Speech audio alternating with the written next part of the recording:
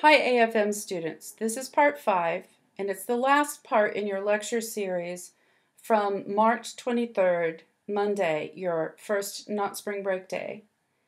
I have graphed a point at 3, -4.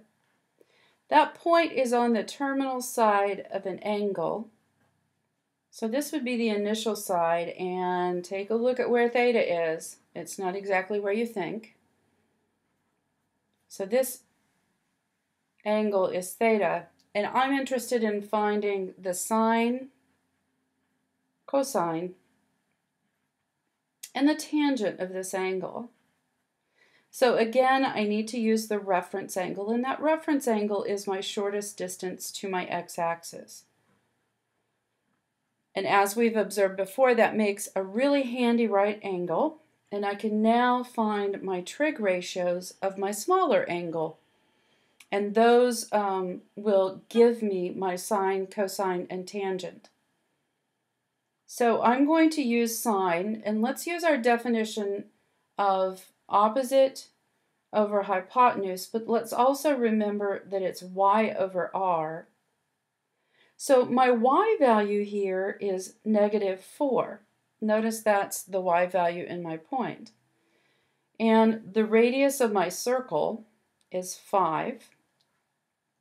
So I have -4 over 5 for the sine of my angle. Now I'd like to find cosine. Cosine is adjacent over hypotenuse, or x over r. And I notice right here that my x value is +3. So I have 3 over 5, which would be my x value over the radius of my circle. And tangent is defined as opposite over adjacent, or we decided that would be y over x. Opposite, which is my y value, over adjacent, which is my x value.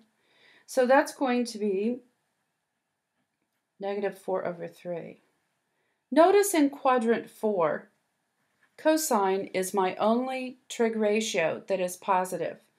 Because my y value is negative, that makes my sine negative, and it also makes my tangent negative.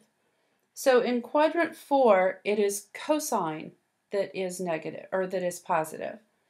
So let's take a look at that and sum it up.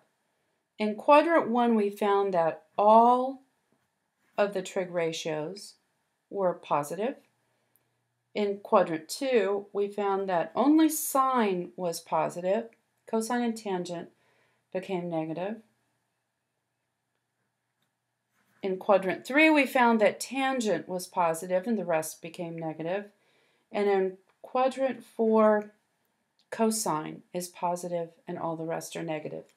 Remembering that's going to be important to us. So think up a mnemonic that you can use to remember the quadrants as they go around in order, and which trig ratios are positive and which ones aren't. And that concludes your first not spring break day.